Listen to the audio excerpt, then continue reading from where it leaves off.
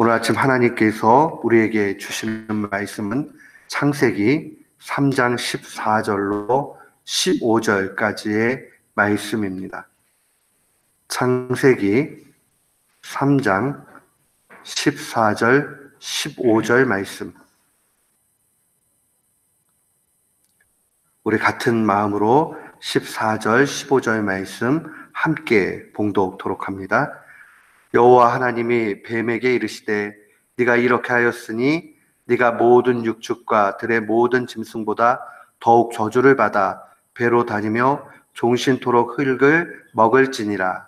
내가 너로 여자와 원수가 되게 하고 너의 후손도 여자의 후손과 원수가 되게 하리니 여자의 후손은 네 머리를 상하게 할 것이요 너는 그의 발꿈치를 상하게 할 것이니라 하시고. 아멘. 저는 오늘 본문 말씀을 통해서 평화의 왕 예수 그리스도라는 제목으로 주의 말씀을 선포하도록 하겠습니다. 우리가 계속적으로 살펴봤지만 이 샬롬이라는 것은 조화와 균형의 완벽한 상태를 의미합니다. 쉽게 이야기하면 하나님과 우리 사이의 관계에 있어서 가장 완벽한 것, 또 나와 이웃과의 관계에서 완벽한 것, 이걸 다 샬롬이라고 이야기합니다. 관계의 완벽함, 이것은 우리에게 참다운 행복으로 이끌어 갑니다. 또한 거기에는 언제나 소통이 있게 돼 있고 교제가 나타나게 됩니다. 그러나 아쉽게도 이 아담과 하와가 타락한 이후에는 모든 관계가 깨어집니다. 한마디로 이야기하면 샬롬이 없어지게 돼요. 평화가 없고 언제나 그 안에는 어려움과 갈등과 고통이 있습니다.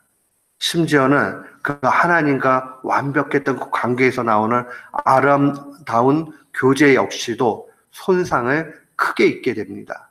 그게 단절되는 일들이 나타나지요. 타락 이후에 하나님과의 단절만 나타나는 것 아닙니다. 이웃과의 관계에 있어서도 악이라는 것이 생겨나고 미움이라는 것이 나타나기 시작을 합니다. 자연 만물도 원래 창조의 완벽함 가운데서는 그 땅이 모든 소산을 다 내게 되어 있습니다. 그러나 타락한 이후에는 이 자연 만물도 손상을 입어서 엉겅퀴와 또 가시덤불들이 나오고 하는 걸 통해서 인간이 기경하지 않으면, 경작하지 않으면 열매를 얻을 수 없는 그런 비참한 상황이 되고 맙니다.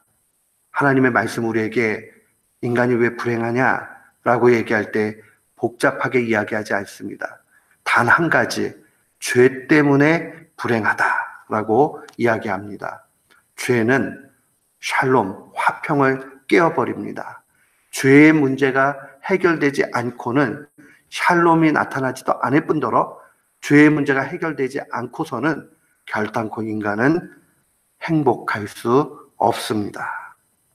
오늘 본문 말씀은 특별히 하나님께서 이 화평이 다 깨어져 있는 고난의 상태에 있는 인간을 향해서 하나님의 사랑을 보여주고 있습니다. 이것을 우리는 원시복음이다 이렇게 이야기를 합니다. 분명히 성경 안에 복음의 내용이 있는데 그 복음의 내용 가운데 가장 시작이 되는, 근본이 되는 그 말씀이 바로 오늘 본문의 창세기 3장 15절 말씀입니다. 하나님께서 14절에 보면 이 뱀은 상징적으로 이 사탄을 얘기합니다. 사탄이 실제적으로 뱀에게 들어간 것이죠. 그러니까 뱀에 대한 저주이기도 하지만 궁극적으로는 사탄에 대한 심판의 메시지가 14절에 나타납니다. 여호와 하나님이 뱀에게 이르시되 네가 이렇게 하였으니 네가 모든 육축과 들의 모든 짐승보다 더욱 저주를 받는다. 그래서 배로 기어다니고 완전히 명예가 다 떨어지는 것이죠. 종신토록 흙을 먹고 사는 그러한 비참한 현실 가운데 떨어지는 것을 분명히 볼 수 있습니다. 그러면서 15절의 메시지를 주세요. 15절 말씀 보면 내가 너로 여자와 원수가 되게 하겠다. 그리고 너의 후손, 뱀의 후손, 다른 말로 이야기하면 사탄의 후손, 사탄의 후손도 여자의 후손과 원수가 되게 된다 라고 이야기하면서 여자의 후손은 사탄의 머리를 상하게 할 것이고, 또 사탄의 그 후에는 여자의 후손의 뒤꿈치, 발꿈치를 상하게 할 거다라고 그렇게 증거되어져 있습니다. 이 말씀은 영적인 해석이 필요합니다. 여기서 분명히 여자의 후손이 나오는데 과연 여자의 후손이 누구인가? 결론부터 말씀을 드리면 여자의 후손은 예수 그리스도를 분명히 지칭합니다. 그리스도지요. 왜 예수 그리스도를 여자의 후손이라고 이야기하는가? 그것은 바로 예수님께서 성령으로 잉태돼서 여자의 몸을 빌어서 이 땅에 오셨기 때문에 그러합니다. 그러니까 마리아의 몸을 빌려서 그렇게 오신 거기 때문에 여자의 후손이 되는 거지요. 성령의 그 잉태 가운데 나타난 것이기 때문에 육신의 그런 자연적 출생과는 완전히 다른 그러한 그리스도, 바로 예수 그리스도께서 여자의 후손이라 그렇게 이야기할 수 있습니다. 이 여자의 후손에 대해서 사탄은 그의 발꿈치를 상하게 한다. 발꿈치가 상하는 것은 부분적으로 손상을 입는 것이죠. 그것은 바로 십자가의 죽음을 의미합니다. 십자가의 죽음을 통해서 분명히 온갖 고초와 또 욕됨과 또 고통을 그렇게 당하셨지만은, 그래서 완전히 죽으셨지만은, 그러나 결국은 다시 3일 만에 부활하셨기 때문에 그것은 영원한 죽음이 되지 못하고 발꿈치가 상하는 그러한 일이 됩니다. 반면에 여자의 후손은 사탄을 완전히 파괴시키죠. 거기 보면 여자의 후손은 사탄의 머리를 상하게 한다. 머리라는 것은 치명적인 그러한 부분입니다. 머리가 상하게 되면은 결국은 아무 기능도 행사할 수 없고 결국은 죽음에 이르게 되는 거죠. 바로 예수 그리스도께서 이 사탄의 모든 괴계와 그 세력을 이기셨다 하는 것을 증거합니다. 이러한 원시 복음이 우리에게 주는 것이 어떠한 것입니까? 여기서 우리는 크게 두 가지를 묵상하고 삶에서 적용할 수 있습니다. 첫 번째는 하나님의 사랑이 크시다는 겁니다. 인간이 죄를 짓고 타락하고 비참한 상황에 떨어지고 그래서 소망이 없고 이런 상황에 놓여져도 주님의 사랑이 더 크고 살 길을 마련해 주셨다는 겁니다. 사랑하는 성도 여러분, 이 말씀이 언제나 그래, 하나님은 이런 좋은 하나님이니까 우리가 죄를 막 지어도 된다 하는 그런 의미가 아니에요. 하나님의 사랑이 얼마나 큰지 인간의 타락과 인간의 그 교만함에도 불구하고 하나님이 택한 자를 위해서 아들까지 내어주시는 그의 사랑의 완벽함, 크심을 분명히 보여줍니다. 우리는 때때로 세상을 살아갈 때에 혼자인 것 같은 느낌이 들 때가 있고 사랑을 받지 못하는 것 같은 그러한 모습이 있습니다. 짐승뿐만 아니라 특별히 사람은 누군가에게 사랑을 받지 못하면 참 비참한 삶을 살게 되어져 있습니다. 그때마다 기억하십시오. 아들까지 내어주신 하나님은 이미 창세 그 아들을 내어주시고자 그 사랑을 베풀고 계시다는 것을 분명히 기억해야 됩니다. 누가 그 독생자를 내어줄 수 있습니까? 누가 이러한 사랑을 할 수 있습니까? 사랑하는 성도 여러분, 천지 만물을 만드신 하나님이 우리 사랑하신다 하는 이것을 큰 위로 삼아야 됩니다.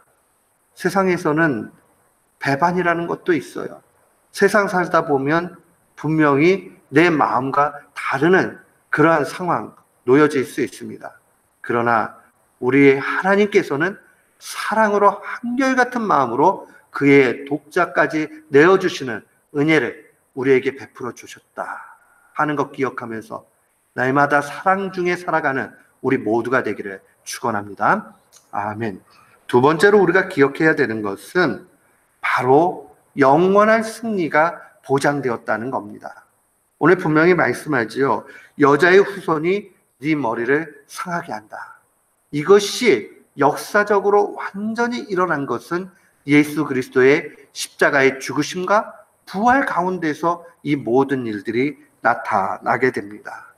예수 그리스도께서 십자가에서 죽으셨지만은 부활을 통해서 완전하게 그 승리를 확증해 주셨습니다.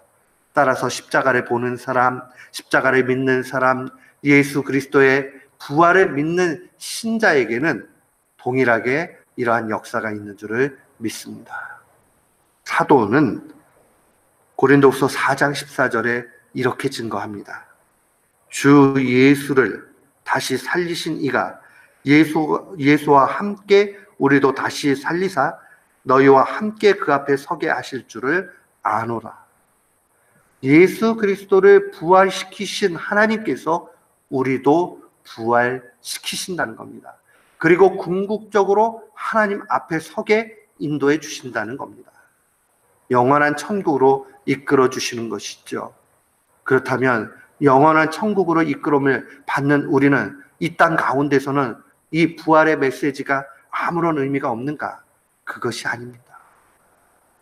죽음의 문제를 해결하고 죄의 문제를 해결하고 참다운 평화가 임하게 하시는 하나님의 능력이라면 우리 앞에 놓여져 있는 수많은 문제들, 이 문제들까지도 주께서 반드시 해결해 주십니다. 우리가 그 믿음 가운데 살아가야 돼요. 우리는 죽음 그러면 저도 아직은 젊어서 조금 슬프고 죽음 그러면 뭔가 나약해 보이고 죽음 그러면 참 그래요. 그런데 죽음의 다른 부분들을 잘 묵상해 보면 눈물이 그치고 고통이 그치고 또 새로운 하나님의 나라가 열리게 되고 천국으로 인도의 감을 생각해 볼 때에 하나님께서 육신의 종말 주시는 것도 그의 사랑이요 그의 경륜, 계획 가운데 있다는 사실을 분명히 알게 됩니다. 영원한 승리의 보장이 되고 부활의 근거가 됩니다. 그런 면으로 보면 우리가 이 땅 가운데 고난당하고 어려움 있고 또 슬프기도 하고 눈물 짓고 하는 것 속에서 하나님의 능력을 또한 경험하는 시작이 된다 하는 것을 기억해야 됩니다. 예수 그리스도를 다시 살리신 이가 그리스도와 함께 우리를 살리신다 하는 이 메시지를 우리는 오늘도 붙잡아야 되겠습니다. 고통 중에 있어요? 어려움 가운데 계신 분 있습니까? 낭망하지 마시고 좌절하지 마십시오. 주께서 붙잡아 주시고 부활시키신 주의 능력이 오늘도 우리를 이끄시고 승리로 역사해 주시는 줄을 분명히 확신합니다. 하나님의 사랑 가운데서 늘 회복이 되어지고 또 영원한 승리를 맛보고 승리하는 귀한 교우들 되시기를 우리 주 예수 그리스도의 이름으로 간절히 축원합니다. 아멘.